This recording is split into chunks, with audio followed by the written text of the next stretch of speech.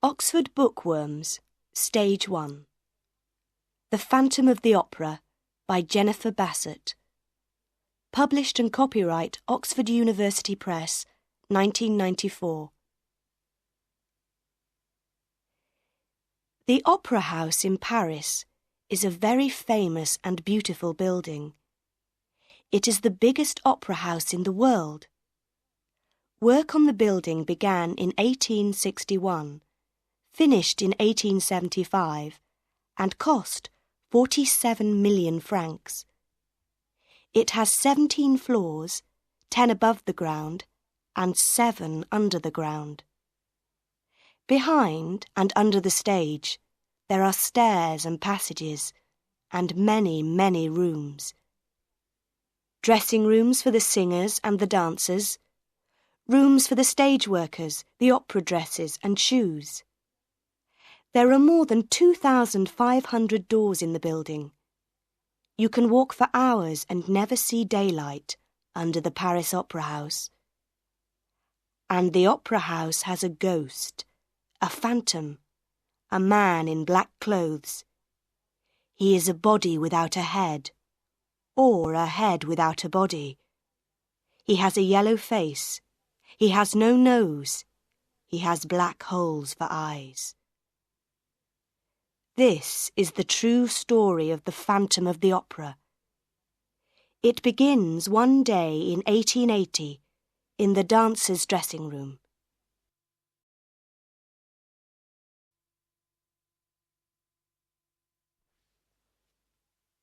Chapter 1. The Dancers. Quick! Quick! Close the door! It's him! Annie Sorelli ran into the dressing room, her face white. One of the girls ran and closed the door, and then they all turned to Annie Sorelli. Who? Where? What's the matter? They cried. It's the ghost, Annie said. In the passage. I saw him. He came through the wall in front of me, and I saw his face. Most of the girls were afraid, but one of them, a tall girl with black hair, laughed. Pooh, she said. Everybody says they see the opera ghost, but there isn't really a ghost. You saw a shadow on the wall. But she did not open the door or look into the passage. Lots of people see him, a second girl said. Joseph Bouquet saw him 2 days ago. Don't you remember?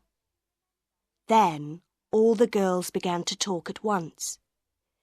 Joseph says the ghost is tall and he wears a black evening coat. He has the head of a dead man with a yellow face and no nose, and no eyes, only black holes. Then little Meg Giry spoke for the first time. Don't talk about him. He doesn't like it. My mother told me. Your mother? The girl with black hair said. What does your mother know about the ghost? She says that Joseph Bouquet is a fool.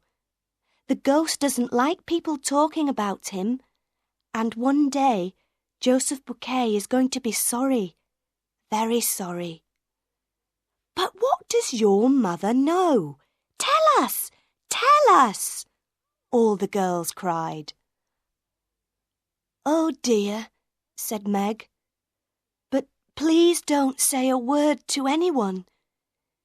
You know my mother is the doorkeeper for some of the boxes in the opera house. Well, box 5 is the ghost's box. He watches the operas from that box, and sometimes he leaves flowers for my mother. The ghost has a box and leaves flowers in it? Oh, Meg, your mother's telling you stories. How can the ghost have a box? It's true. It's true, I tell you, Meg said. Nobody buys tickets for box 5, but the ghost always comes to it on opera nights. So somebody does come there. Why, no. The ghost comes, but there is nobody there. The dancers looked at Meg. But how does your mother know? One of them asked. There's no man in a black evening coat with a yellow face. That's all wrong. My mother never sees the ghost in box 5, but she hears him. He talks to her, but there is nobody there. And he doesn't like people talking about him. But that evening, the dancers could not stop talking about the opera ghost. They talked before the opera, all through the opera, and after the opera. But they talked very quietly, and they looked behind them before they spoke. When the opera finished, the girls went back to their dressing room. Suddenly, they heard somebody in the passage, and Madame Giry, Meg's mother, ran into the room. She was a fat, motherly woman with a red, happy face. But tonight, her face was white. "Oh, girls," she cried, "Joseph Bouquet is dead. You know he works a long way down, on the 4th floor under the stage. The other stage workers found his dead body there an hour ago, with a rope around his neck." "It's the ghost!" cried Meg Giry. "The ghost killed him!"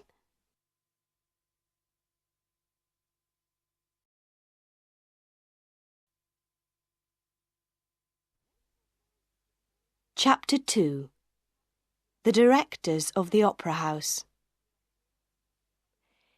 The Opera House was famous, and the directors of the Opera House were very important men.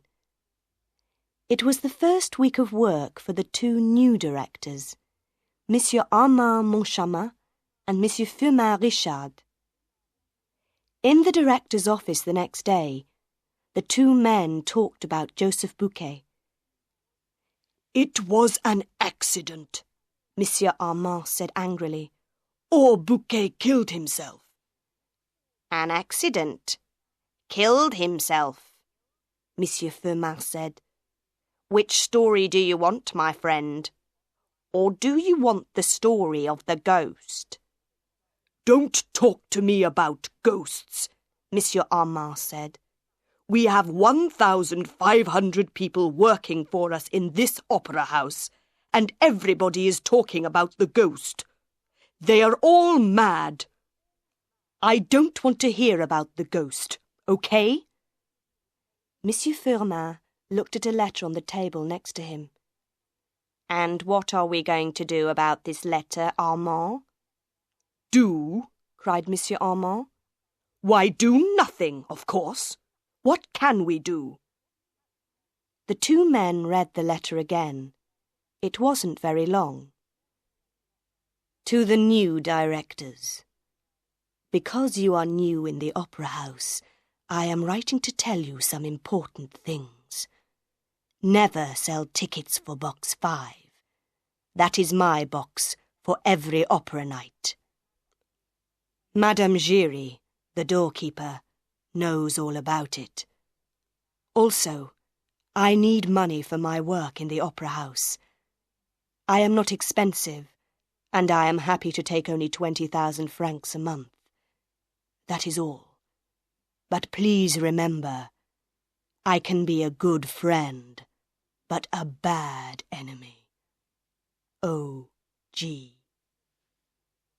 Don't sell tickets for box 5. 20,000 francs a month. Monsieur Armand was very angry again. That's the best box in the opera house, and we need the money, Firmin. And who is this O.G., eh? Tell me that. Opera ghost, of course, Monsieur Firmin said. But you're right, Armand. We can do nothing about this letter. It's a joke, a bad joke. Somebody thinks we are fools because we are new here. There are no ghosts in the opera house. The two men then talked about the opera for that night. It was Faust, and usually La Carlotta sang Margarita. La Carlotta was Spanish and the best singer in Paris. But today, La Carlotta was ill. "Everybody in Paris is going to be at the opera tonight," said Monsieur Armand. "And our best singer is ill, suddenly. She writes a letter to us just this morning. She is ill. She cannot sing tonight." "Don't get angry again, Armand," Monsieur Firmin said quickly. "We have Christine Daae, that young singer from Norway. She can sing Margarita tonight. She has a good voice." "But she's so young, and nobody knows her. Nobody wants to listen to a new singer." "Wait and see. Perhaps Daae can sing better than La Carlotta. Who knows?"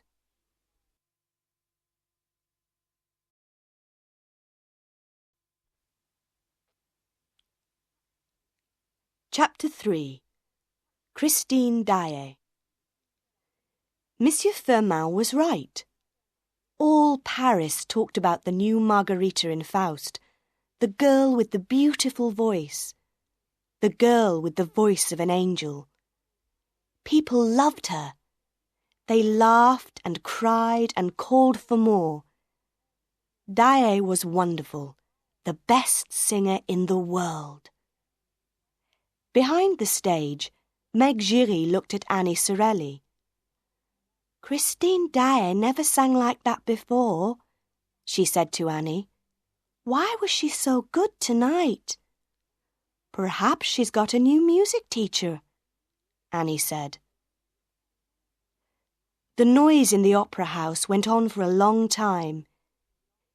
In box 14, Philippe, the Comte de Chagny, turned to his younger brother and smiled. "Well, Raoul, what did you think of Daae tonight?" Raoul, the Vicomte de Chagny, was 21 years old. He had blue eyes and black hair, and a wonderful smile. The Chagny family was old and rich, and many girls in Paris were in love with the young Vicomte. But Raoul was not interested in them. He smiled back at his brother. "What can I say? Christine is an angel, that's all. I'm going to her dressing room to see her tonight." Philippe laughed. He was 20 years older than Raoul and was more like a father than a brother. "Ah, I understand," he said. "You are in love.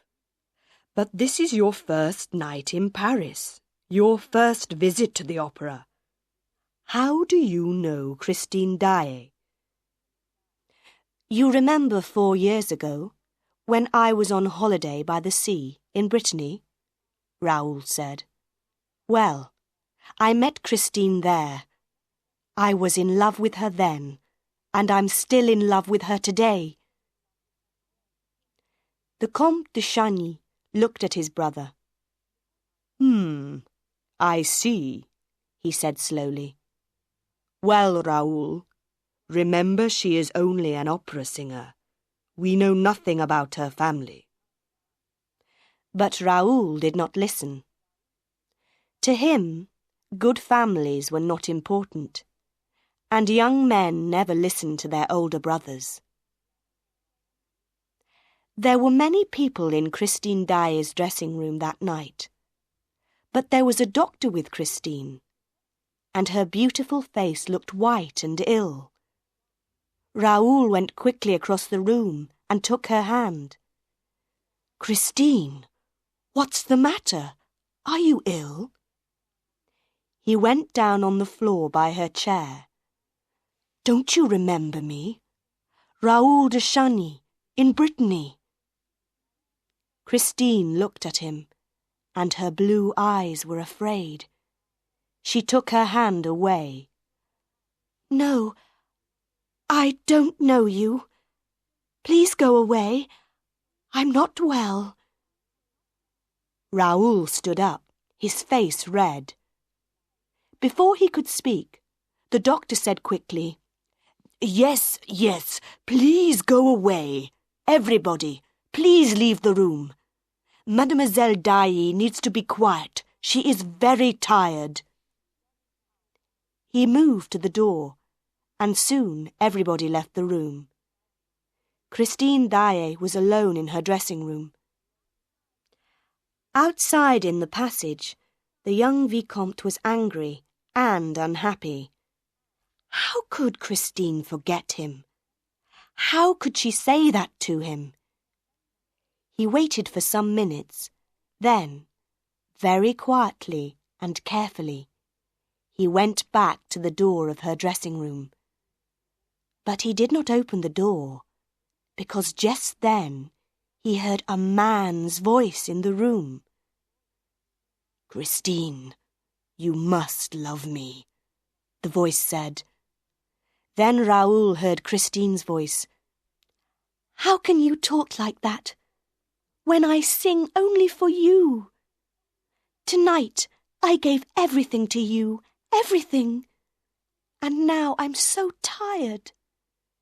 Her voice was unhappy and afraid. "You sang like an angel," the man's voice said. Raoul walked away. So, that was the answer. Christine Daae had a lover. But why was her voice so unhappy? He waited in the shadows near her room. He wanted to see her lover, his enemy. After about 10 minutes, Christine came out of her room, alone, and walked away down the passage. Raoul waited, but no man came out after her. There was nobody in the passage, so Raoul went quickly up to the door of the dressing room, opened it, and went in. He closed the door quietly behind him, then called out, "Where are you? I know you're in here. Come out." There was no answer. Raoul looked everywhere, under the chairs, behind all the clothes, in all the dark corners of the room. There was nobody there.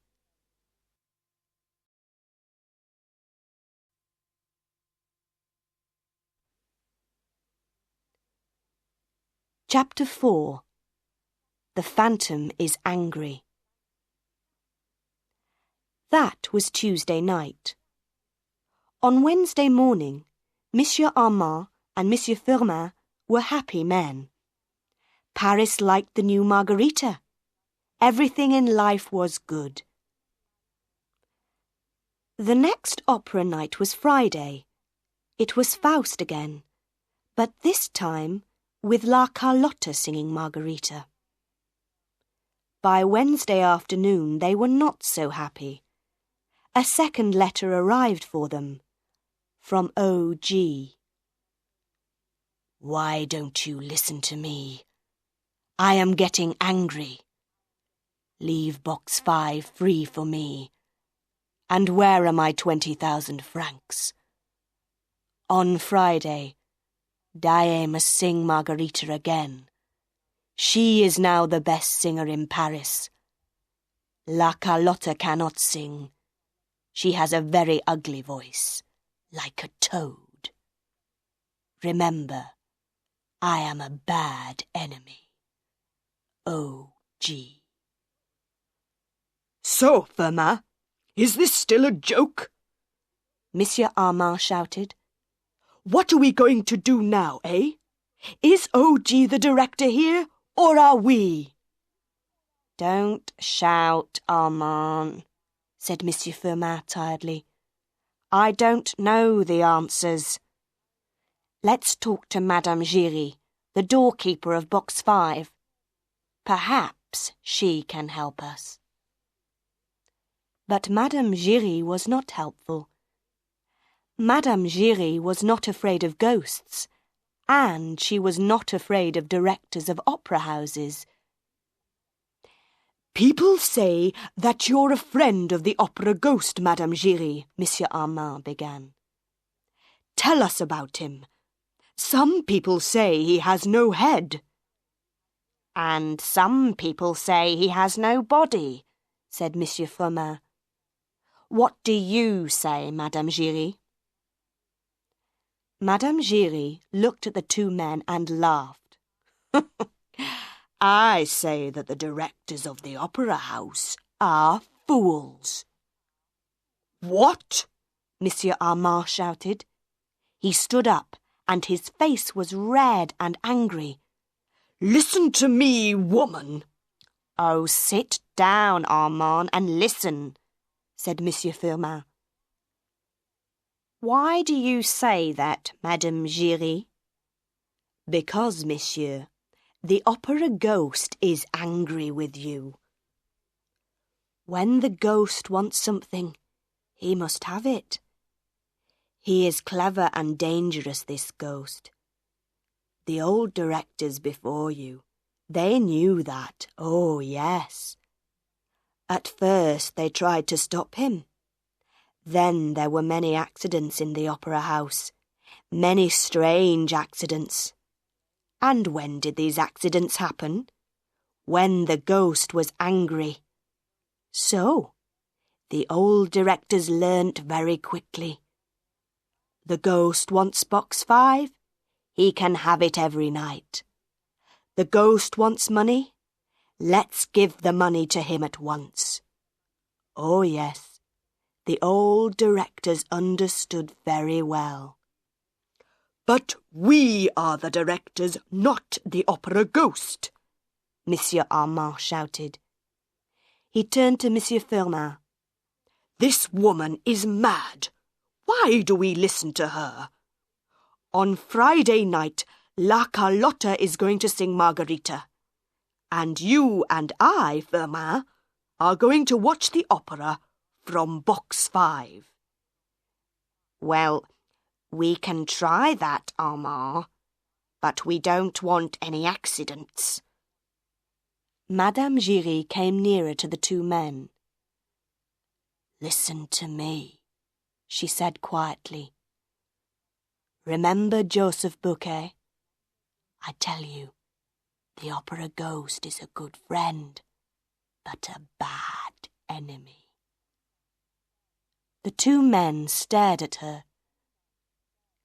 "Those words," Monsieur Firmin said slowly.